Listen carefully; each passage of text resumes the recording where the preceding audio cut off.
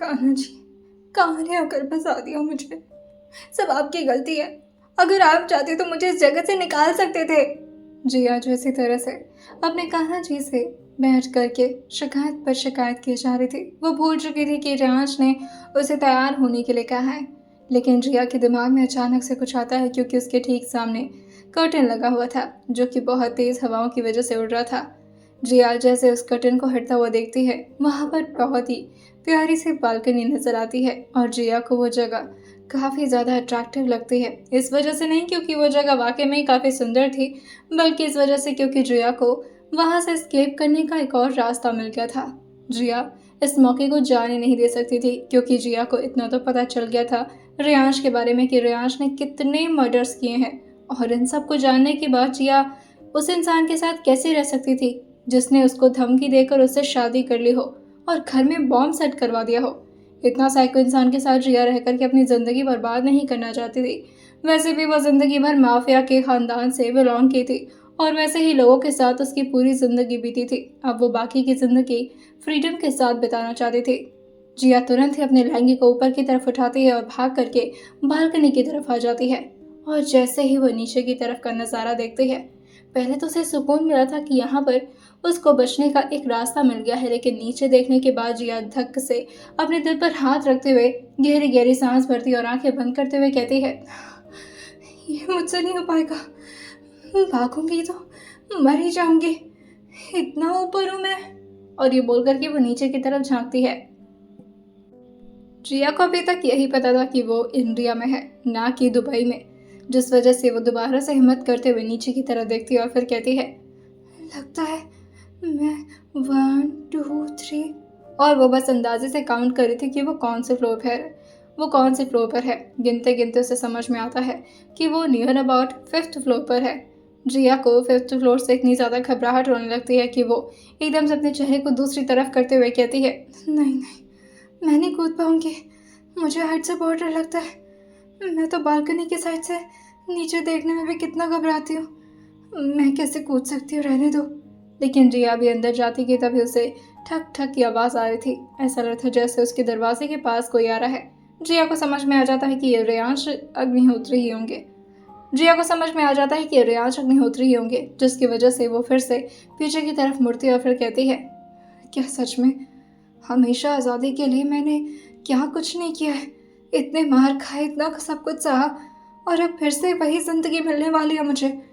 क्या मैं ज़िंदगी को दोबारा से एक्सेप्ट करने वाली हूँ, या फिर मैं एक बार एक बड़ा कदम उठा करके यहाँ से निकल लूँ। अगर मौत आनी होगी तो आ ही जाएगी, क्या फ़र्क पड़ता है। और ये बोल करके जिया हिम्मत करती है और जल्दी जल्दी अपनी सारी ज्वेलरीज को निकालने लगती है, ताकि वो थोड़ा हल्का महसूस करे और फिर यहाँ से कूदने की तैयारी करे। और जैसे ही जिया अपनी सारी ज्वेलरीज को निकाल करके अभी बाउंड्री के पास आई थी कि तभी दरवाज़ा अचानक से खुल जाता है।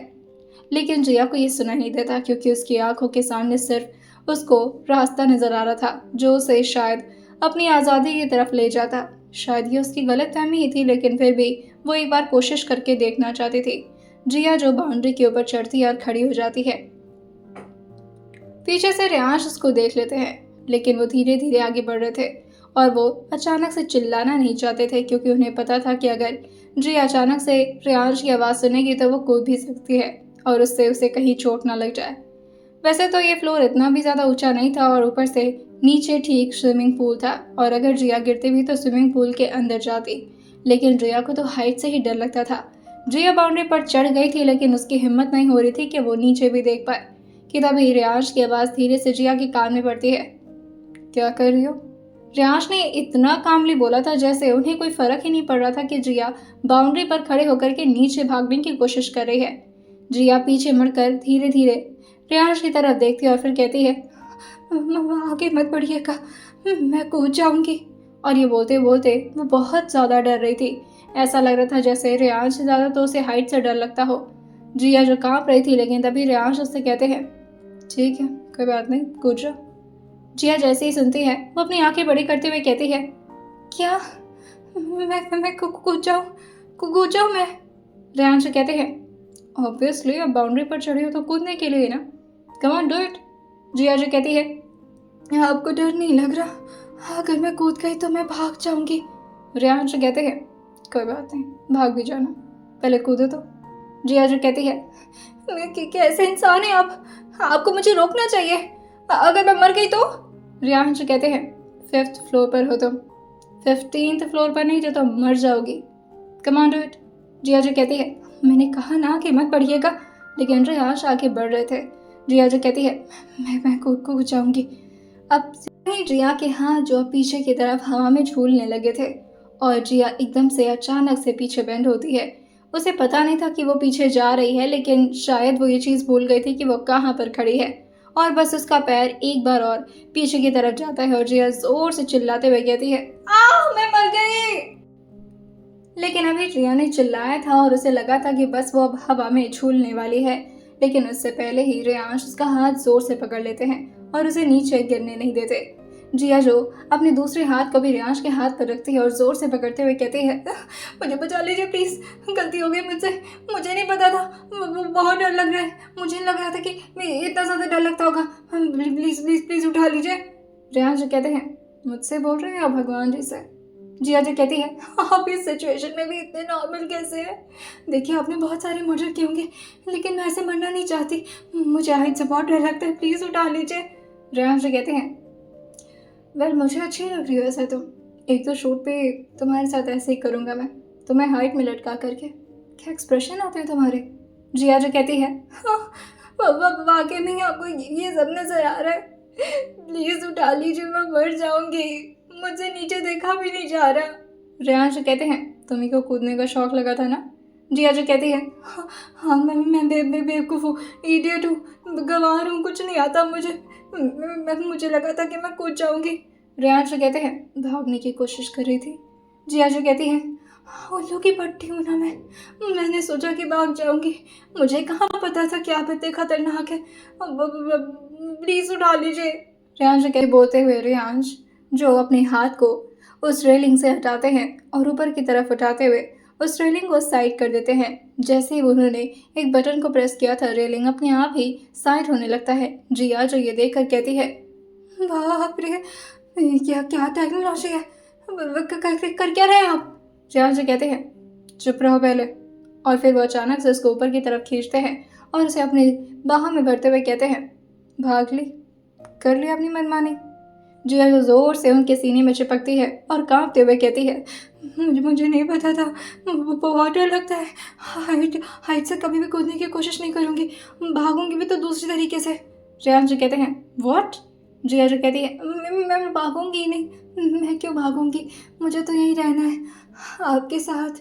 और ये बोलते बोलते वो अभी भी कांप रही थी। रेहान जो उसके थोड़ा दूर जाते हैं और फिर धीरे धीरे करके अपने शर्ट के एक बटन को खोलने लगते हैं। जिया अपनी आंखें बड़ी करते हुए पूछती है ये क्या कर रहे हैं आप। देखिए मैं वापस इस वजह से नहीं आई क्योंकि मैं आपको दूसरा चांस देने वाली हूँ, मैं इस वजह से आई क्योंकि मुझे डर लग रहा था। रेहांश कहते हैं ठीक है फिर तुम्हारे इस डर को ख़त्म करते हैं। और जैसे ये बोल करके रेहांश ने अपनी शर्ट अपनी बॉडी से अलग की थी। जिया उनकी बॉडी को देख करके एकदम से उनको स्कैन करने लगती है। ऐसा लग रहा था जैसे जिया को उनको देखने में कितना मज़ा आ रहा हो। और जैसे ही उसकी नज़र रेहांश के लेफ्ट साइड के ड्रेस पर पड़ती है, वहाँ पर एक शेर का टैटू बना हुआ था, जिसे देखकर जिया जो अपने मन में कहती है वाह क्या सॉलिड बॉडी।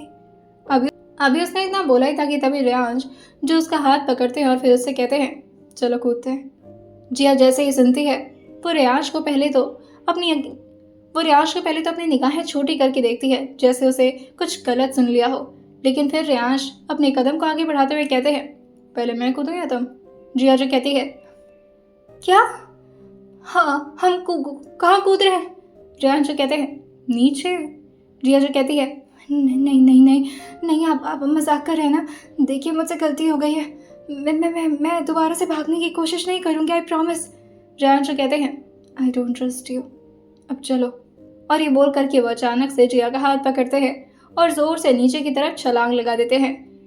जैसे ही रेहांश और जिया नीचे की तरफ कूदे थे, जिया अपनी आंखें जोर से बंद कर लेती है और अपने दोनों हाथ को रेहांश के हाथ पर रख लेती है। और जब तक वो हवा में थी तब तक वो बस चिल्लाए जा रही थी और बस उसके चिल्लाहट भरी आवाज़ रेहांश भी सुन रहे थे। और फिर अचानक से एक जोर की आवाज़ आती है, थप्पाक। वो दोनों के दोनों अब स्विमिंग पूल में छपाक से कूद चुके थे। वैसे कूदे तो सिर्फ रियांश थे, जिया तो उनके साथ जबरदस्ती आ गई थी। वो लोग स्विमिंग पूल के पूरी गहराई में चले जाते हैं। जिया को तो स्विमिंग करने भी नहीं आता था, जिसकी वजह से वो जोर से रियांश का हाथ पकड़ लेती है और इधर उधर अपनाने लगती है, जैसे किसी तड़पती मछली को पानी से बाहर निकाल दिया गया हो। जिया जो बार बार ऊपर की तरफ उछलने की कोशिश कर रही थी, मगर वो उछल नहीं पाती।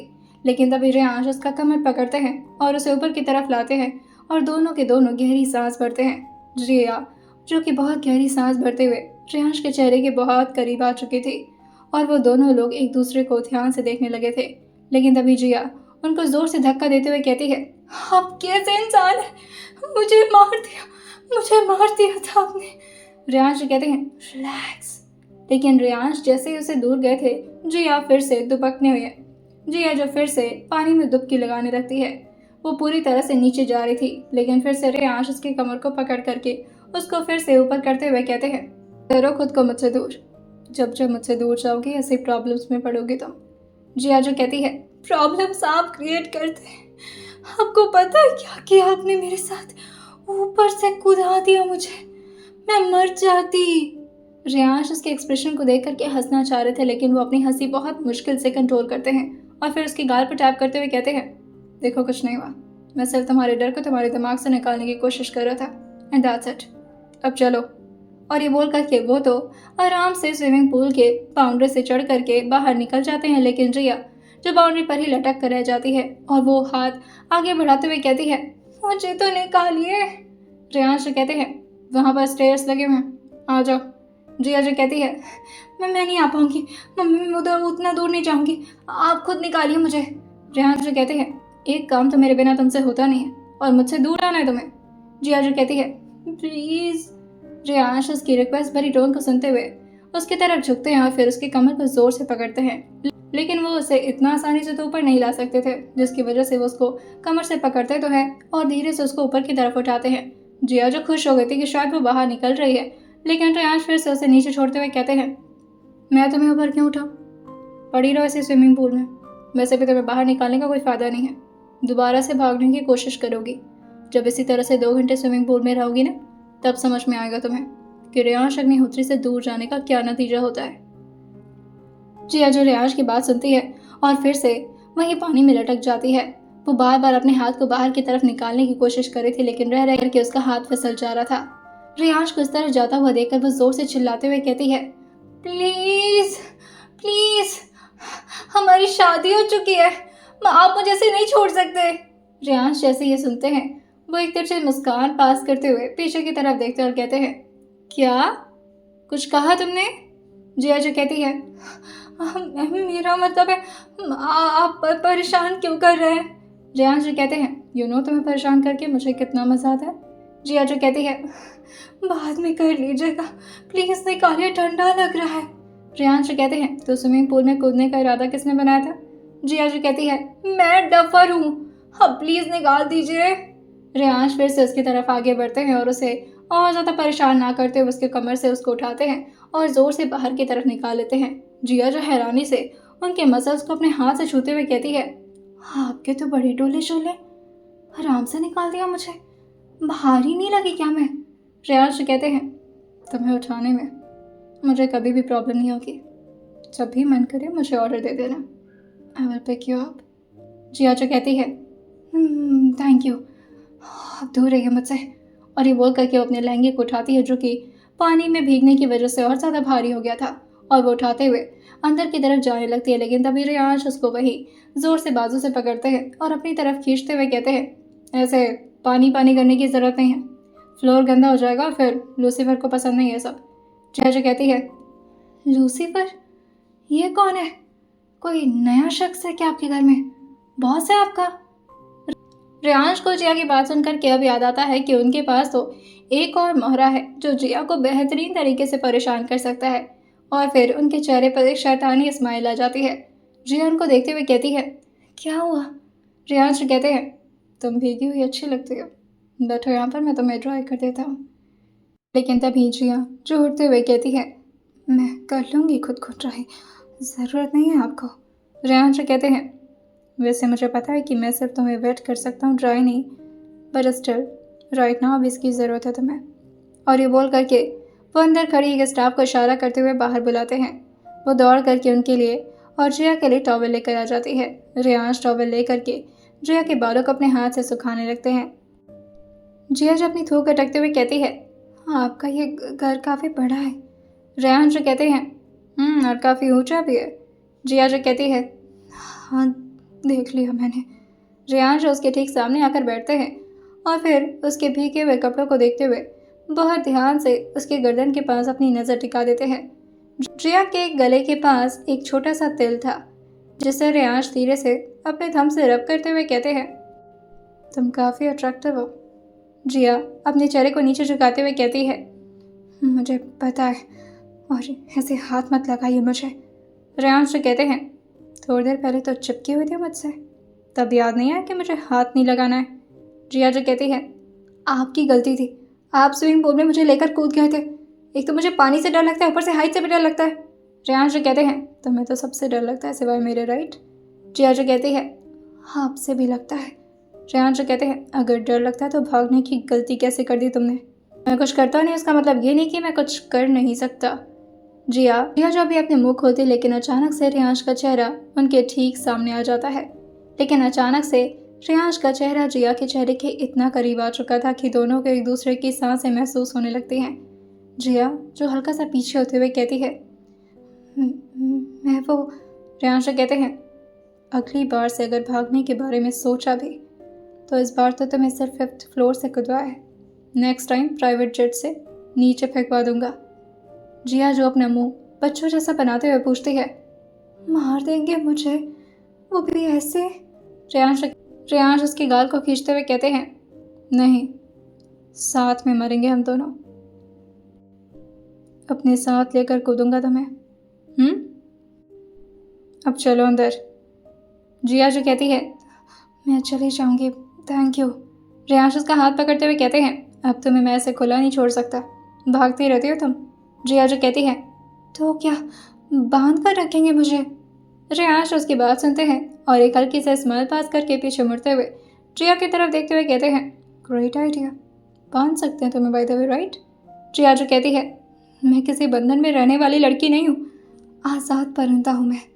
रियांश जो कहते हैं, और तुम्हारे पर मेरे हाथ में है, मुझे मजबूर मत करो कि मैं उन पर को काट दूँ। रियांश ने पहली बार जिया से इस टोन में बात की थी और रियांश की आंखों में ये बोलते हुए अजीब सा पागलपन था, जैसे वो जिया को खुद से दूर नहीं जाने देना चाहते किसी भी हालत में, और जिया कभी भी उनसे एस्केप नहीं कर पाएगी। जिया ये सुनती है और तुरंत ही अपने चेहरे को दूसरी तरफ कर लेती है, क्योंकि रियांश की आंखों में देखने की हिम्मत जिया के अंदर हो नहीं पा रही थी। वो तुरंत ही अपने लहंगे को उठाते हुए धीरे से कहती है, अंदर चलते हैं। रियांश ने अभी भी उसका हाथ तो पकड़ रखा था, लेकिन जिया अपने हाथ को छुड़ा ली थी। लेकिन तभी रियांश उससे कहते हैं, आपके पैर में चोट लगी है, मैं आपको अपने साथ लेकर जाऊंगा। जिया भी कुछ सोच पाती उससे पहले ही रियांश उसको अपनी गोद में उठा लेते हैं। जिया जो अपनी आंखें सिकोड़ते हुए पूछती है, मेरे पैर में चोट। रियांश उसको अंदर ले जाते हुए कहते हैं, तुम्हारी छोटे छोटे ख्याल भी मुझे रखने पड़ते हैं, तुम्हारे पैरों में चोट लगी और तुम्हें यह भी नहीं पता कि तुम्हें चोट लगी है। जिया अपने पैर उठाकर जैसे ही देखती है तो उसके पैर पर बैंडेज बंधा हुआ था, और जिया ये देख करके रियांश से पूछती है, ये कब हुआ। रियांश कहते हैं, मंदिर में, तुम्हें चोट लग गई थी ना। जिया जो रियांश के चेहरे की तरफ एक बार देखती है और फिर अपने चेहरे को दूसरी तरफ करते हुए कहती है, आप तो दुश्मन है मेरे, इतना ख्याल क्यों रखते हैं मेरा, आप तो नफरत करते हैं ना मुझसे। बात सुनते हुए रियांश भी उसके हाँ में हाँ मिलाते हुए कहते हैं, नफरत तो मैं तुमसे बहुत करता हूँ, लेकिन तुम्हारे अंग में कोई चोट नहीं पहुँचनी चाहिए, और अगर पहुँचे भी तो सिर्फ मेरे हाथों। और ये बोलकर वो धीरे धीरे जिया को लिफ्ट से अंदर की तरफ ले जाते हैं और फिर से 5th फ्लोर पर ले आकर उसी बेडरूम में ले जाकर उसे बेड पर धड़ाम से पटक देते हैं। जिया जब भी उठ पाती उससे पहले ही रियांश उसके ऊपर आते हुए कहते हैं, तुम 18+ हो चुकी हो, तो मेरा हक है तुम्हारे साथ कुछ भी करने का। जिया जो कहती है, पर मैं 21 की नहीं हुई हूँ और आपने मुझसे शादी कर ली है। रियांश कहते हैं, just keep your mouth shut, और वैसे भी ये रूल इंडिया का है, पूरी दुनिया का नहीं। और वैसे भी रियांश अग्निहोत्री के बारे में इतना तो तुम जान ही लो, मैं सिर्फ अपने बनाए हुए रूल्स को फॉलो करता हूँ, समझी। और ये बोल करके वो उसके ऊपर से हट जाते हैं जिया को अब जाके थोड़ा सुकून मिलता है और वो रेहान से कहती है, हमें हमें थोड़ा सा प्राइवेसी मिलेगा क्या?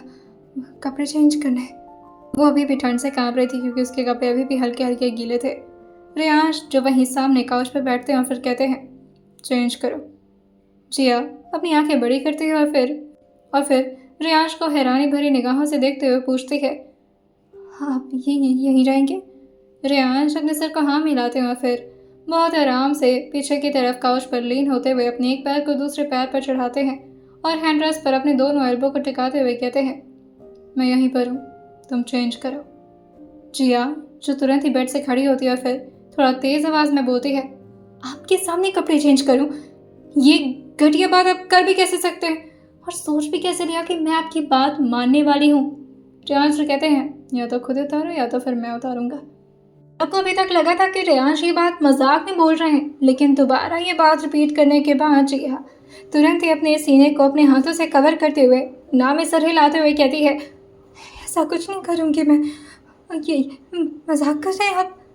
रेयांश झटके से अपनी जगह से खड़े होते हैं और जैसे ही वो काउच से खड़े हुए थे जिया की धुक धुकी और ज़्यादा बढ़ जाती है और उसे लगता है कि अब वो कैसे बचेगी इस अजीबोगरीब पागल शख्स से जो कि है क्रिमिनल, ऊपर से इतना स्ट्रॉन्ग, और उसकी बॉडी भी अब जिया ने देख ली थी।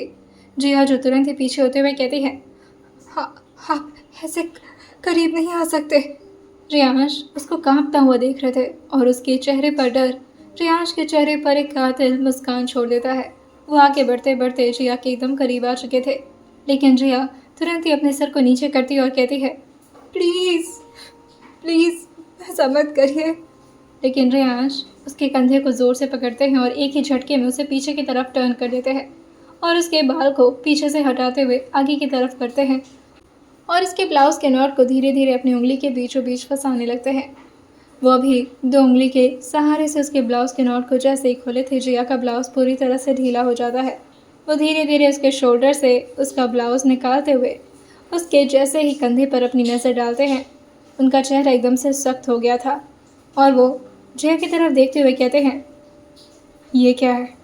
रेयांश अपनी गर्दन को आगे की तरफ झुकाए हुए जिया को देख रहे थे। जिया को समझ नहीं आता कि आखिर वो क्या पूछ रहे हैं। जिया जो धीरे से कहती है, मुझे नहीं पता आप क्या कह रहे हैं। रेयांश धीरे से जिया के कंधे पर अपने हाथ को फेरते और फिर पूछते हैं, दर्द हो रहा है? जिया अपनी आंखें बंद करते हुए कहती है, नहीं कुछ नहीं है वहाँ पर। रेयांश कहते हैं, यहाँ पर काला धब्बे का निशान है जिया, जस्ट टेल मी, कैसे लगे चोट? जिया जैसे ही कुछ याद करती है वो एकदम से अपने ब्लाउज़ को ठीक करती है और अपने बालों को पीछे करते हुए अपने आप को पूरी तरह से अपने हाथों से छुपाए हुए रेयांश की तरफ मुड़ जाती है और उनसे रिक्वेस्ट भरी निगाहों से देखकर कहती है, प्लीज़ आप जाइए यहाँ से, मैं चेंज करके बाहर आ जाऊँगी और अब मैं कोई गलत काम नहीं करूँगी, भागने की कोशिश भी नहीं करूँगी। रेयांश जो उसके पास आते हुए पूछते हैं, जितना मैंने तुमसे पूछा है उसका जवाब चाहिए, ये चोट कैसे लगी? जिया जो रेयांश की बात को सीरियस तो ले रही थी, लेकिन वो पूरी हिम्मत करते हुए अपने उस बात को मजाक में उड़ाते हुए कहती है, लग गया होगा कहीं, वैसे भी गिरती पड़ती रहती हूँ मैं, कहीं चोट लग गई होगी। लेकिन तभी रेयांश उसके ब्लाउज़ के बाजू को दोबारा से नीचे करते हैं और दोनों कंधे पर जिया के निशान बना हुआ था, जिसे देखकर रेयांश की भाव एकदम से सिकुड़ जाती हैं और वो अपनी काली गहरी निगाहों से पहले तो उस चोट को देखते हैं और फिर जिया के उसके चेहरे को वह करीब लाते हुए उसकी आंखों में ध्यान से देखते हुए पूछते हैं, तुम्हारे घर वालों ने मारा तुम्हें? जिया जो अपनी नज़र नीचे कर लेती है, उसके पास इसका कोई जवाब नहीं था। जिया ने कभी भी किसी को भी इस बारे में नहीं बताया था सिवाय अपनी डायरी के कि उसके घर में उसके साथ क्या क्या होता है। जिया जो उसी तरह खामोश रेयांश के सामने खड़ी रहती है और उसकी खामोशी सब कुछ कह जाती है। रेयांश उसे कहते हैं, और कहाँ कहाँ लगी है तुम्हें? जिया जो बस अपने सर को नाम हिलाती है और बहुत ही हिम्मत करते हुए कहती है, इस बारे में आप नहीं जाने तो बेहतर होगा, प्लीज़ मुझे अकेले छोड़ दीजिए। रेयांश जो उसकी कमर को धीरे से अपने हाथ से पकड़ते हैं और उसे सहारा देते हुए कहते हैं, जस्ट टेल मी, और कहाँ लगी है चोट? जिया जो धीरे से अपने चेहरे को ऊपर उठाती है और रेयांश को भरोसे भरी निगाहों से देखते हुए न जाने क्यों वो अपने दिल की बात उन्हें बताते हुए कहती है, जहाँ जहाँ चोट लगी है मैं दिखा नहीं सकती। कुछ घाव अंदर तक अभी भी बसे हुए हैं मेरे। इन सारे चोट को तो आप देख सकते हैं, लेकिन जो चोट मेरे दिल और मेरी रूह में हमेशा हर वक्त मुझे दर्द देता है, वो मैं किसी को दिखा नहीं सकती। इसलिए इसलिए मैं किसी के कैद में नहीं रहना चाहती। मुझे डर लगता है और आपसे भी बहुत डर लगता है। रियांश उसको रियांश उसको शांत करते हुए उसके गाल को अपने हाथ में भरते हुए कहते हैं, मैंने कभी तुम्हें हर्ट किया है? मुझसे क्यों डरती हो तुम? जिया जो कहती है, क्योंकि आप डरावने हैं। आपके बारे में सब पता चल गया मुझे। आपको कई लोगों का मर्डर करते हुए मैंने वीडियोस में देखा है, और एक बार तो वीडियो कॉल पर अक्षत से। जिया ने इतना बोला ही था कि बस अब क्या था। रियांश के होंठ जो जिया की तरफ आगे बढ़ते हैं, लेकिन जिया पीछे होते हुए कहती है, नहीं नहीं नहीं नहीं, प्लीज़ नहीं। जिया जो ना करके पीछे की तरफ अपने सिर को ले ही जा रही थी, लेकिन तभी उसके सर का पीछे का हिस्सा झुका करके दीवार से टिक जाता है और रियांश अपने चेहरे को उसके ठीक करीब लाते हैं। अब उन दोनों के नोज पॉइंट एक दूसरे के साथ रब हो रहे थे। रियांश काफी गुस्से में जिया से पूछते हैं, तुम उसका नाम लेना बंद कब करोगी? जैसे ही जिया रियांश का ये टोन सुनती है, वो धीरे से अपनी आंखें झुकाते हुए कहती है, गलती हो गई। रियांश उसके होठों को बहुत ही अजीब तरीके से, जैसे कोई साइको अपने शिकार को देख रहा हो, वैसे रब करते हुए कहते हैं, मुझे तुम्हारे होठ से सिर्फ रियांश नाम सुनना है जिया। इसके अलावा किसी का नाम मत लिया कर अपने उन होठों से, स्पेशली उस अक्षत का तो बिल्कुल नहीं। जिया जो कहती है, हम सो सॉरी, नहीं लूँगी अगली बार से। रियांश उससे कहते हैं, सॉरी से काम कैसे चलेगा? गलती की है तुमने, पनिशमेंट तो मिलेगी। जिया जैसे ही सुनती है, वो तुरंत ही अपने होठों को अपने हाथ से छुपाते हुए कहती है, नहीं। लेकिन तभी रियांश नीचे की तरफ इशारा करते हुए कहते हैं, अब होठों को बचाओगी तो तुम्हारा ब्लाउज नीचे गिर जाएगा, किसको किसको संभालोगी? जिया जैसे ही सुनती है, वो नीचे की तरफ देखती है और उसका ब्लाउज जो उसके क्लिवस तक तो पहुंच ही गया था। जिया झट से अपने हाथ को हटा करके अपने ब्लाउज को संभालते हुए कहती है, मेरे साथ ऐसा मत करिएगा, जबरदस्ती मत करिएगा। रियांश उसके होंठ के बहुत करीब आ गए थे और बस अपने होंठों से उसके होंठ को हल्का हल्का रब करते हैं और धीरे से उसके होंठ के करीब रहकर ही कहते हैं, आइंदा से उसका नाम लोगी? जिया जो कहती है, कभी नहीं, मैं उस इंसान को नहीं जानती, सिर्फ रियांश को जानती हूँ, रियांश अग्निहोत्री। रियांश जैसे ही उसके मुंह से अपना नाम सुने थे, वो तुरंत ही जिया की आंखों में देखते हैं और फिर उसके कान में आकर धीरे से कहते हैं, दोबारा कहो ये नाम। जिया जो कहती है, क्या? रियांश कहते हैं, दोबारा बोलो मेरा नाम। जिया ये सुन करके अपनी भौवें सिकोड़ते हुए कहती है, ओके। और फिर वो धीरे से बोलती है, रियांश। जैसे ही रियांश ये सुने थे, वो अपने दिल पर हाथ रखते हैं और फिर जिया के चेहरे को ध्यान से देखते हुए कहते हैं, इसको सुकून कहते हैं। तुम्हें पता है, तुमने मेरा बेस्ट गिफ्ट दे दिया मुझे। बर्थडे नहीं है मेरा, पर फिर भी चलो, तुम्हारी पनिशमेंट तो माफ़ हो गई, लेकिन आइंदा से अगर तुमने उसका नाम लिया तो मैं तुम्हें नहीं छोड़ूंगा। रियांश उसके होठ को धीरे से अपने थंब से रब करते हैं और उससे कहते हैं, मैं कुछ नहीं कर रहा, लेकिन मुझे ये चोट देखना है और इस पर मरहम भी लगाना है। और ये बोलकर वो धीरे से जिया को बगल में रखे बेड पर धीरे से बैठाते हैं और उसको प्रॉपरली बैक पर सहारा देते हुए लेटा देते हैं। जिया जो अभी भी अपने हाथों को अपने चेस्ट पर रखी हुई थी, लेकिन रियांश उसे ये करने नहीं देते। तुरंत ही रियांश उसके हाथों को ऊपर की तरफ उठाते हैं, लेकिन झटके से नहीं, बहुत आराम से। जिया को न जाने क्यों बहुत ज़्यादा डर तो लग रहा था, लेकिन उसके साथ ही वो रियांश के साथ कंफर्टेबल फील कर रही थी। वैसे तो जिया को किसी का भी टच पसंद नहीं आता था, क्योंकि जब भी उसे छुआ गया था, स्पेशली किसी मर्दों के थ्रू, तो हमेशा मारने के लिए। और जिया इन सब चीज़ों को लेकर काफ़ी ज़्यादा डरी सहमी रहती थी। लेकिन रियांश धीरे धीरे उसकी ब्लाउज़ को उसके शरीर से अलग कर देते हैं, जिससे जिया तुरंत ही अपने चेहरे को दूसरी तरफ कर लेती है। लेकिन रियांश ने इस वक्त जिया के पेट को अपने सामने रखा था और वो जिया के पेट की बल उसे लेटाए थे। जिया के पीठ पर बहुत सारे निशान बने हुए थे और वो उसकी डायरी के हर उस लिखे शब्द को बयां कर रहे थे कि वो कितना सच बोलती है। वहीं जिया की आंखों से आंसू गिर रहे थे। इस वजह से नहीं क्योंकि उसे रेहान से डर लग रहा था, ना ही इस वजह से क्योंकि दर्द हो रहा था उसे, बल्कि इस वजह से क्योंकि पुराने ज़ख्म कहीं ना कहीं अब उभर कर आ रहे थे और वो जिया को बहुत तकलीफ़ देते हैं। जिया ने अपने बहुत सारे आंसू छुपा कर रखे थे, बचा कर रखे थे, लेकिन आज वो धीरे धीरे उसकी आंखों से निकल रहा था। रेहान धीरे से उसके चोट को हल्का सा अपने थम से छूते हुए कहते हैं, तुम्हें इतनी सारी तकलीफ़ मिली, तुमने कभी किसी से कंप्लेन क्यों नहीं किया, सिर्फ अपनी डायरी में रखती रही। जिया जो कहती है, आप मेरे घर के हालात नहीं जानते, वो लोग बहुत ख़तरनाक हैं। अभी रियांश उसकी बात सुन रहे थे, लेकिन बगल में रखे ड्रॉर के अंदर से वो फर्स्ट एड किट निकालते हैं और फिर जिया के बालों को आगे करते हुए उसके चोट पर धीरे धीरे मरहम लगाना शुरू करते हैं। वैसे तो जिया को वाकई में ही रियांश की टच से डर लग रहा था, लेकिन उसे कहीं ना कहीं उनके छुअन से अच्छा भी लग रहा था। वो चाहती थी कि कोई इस तरह से उसे संभाले और उसके घर वालों से उसे बचा ले, और शायद रियांश वही शख्स थे, लेकिन वो अभी इतना जल्दी रियांश को पहचान नहीं पाती, क्योंकि डर तो अभी भी उसके दिमाग में बना हुआ था। माफिया, क्रिमिनल, इस तरह से ही अक्षत हमेशा उसके सामने रियांश को एड्रेस करता था, जिस वजह से वो अपनी आंखों को बंद किए हुए ज़ोर से अपनी मुट्ठी कस के बंद कर लेती है, क्योंकि रियांश जैसे ही उसकी कमर पर हाथ रखते हैं, जिया की पूरी बॉडी में एक अजीब सी सिरहन उठ जाती है। वो जिया के पूरे शरीर पर अब मलहम लगा चुके थे, लेकिन सिर्फ उसके पीठ पर। अभी वो उसका लहंगा उठाते और उसके पैर को देखते, लेकिन तभी जिया जो अपने सर को नाम हिलाते हुए कहती है, प्लीज़।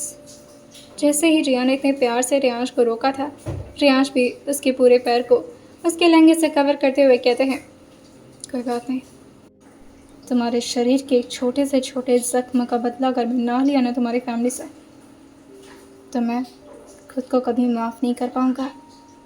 जिया जैसे ही सुनती है, वो रोते हुए ही कहती है, मेरे घर वालों को नहीं जानते आप, वो बहुत खतरनाक है। मेरे बड़े पापा, चाचा, मेरे पापा और मेरे मामा भी। रेहांश ने जैसे ये सुना था, वो पीछे मुड़कर एक बार जिया को देखते हैं और फिर कहते हैं, तुम कपड़े चेंज कर लो, तो उसमें तुम्हारी कोई मदद करवा दो। जिया जो कहती हैं, नहीं नहीं, उसकी ज़रूरत नहीं है। रेहांश अब डोर पर पहुंच चुके थे और वो डोर का दरवाज़ा काफ़ी गुस्से में खोलते हैं और अपने जबड़े को कसते हुए कहते हैं, वेल, तुम मुझे क्रिमिनल समझती हो ना, अब मैं तुम्हें दिखाऊंगा कि मैं कितना बड़ा क्रिमिनल हूँ, बस वक्त आने दो।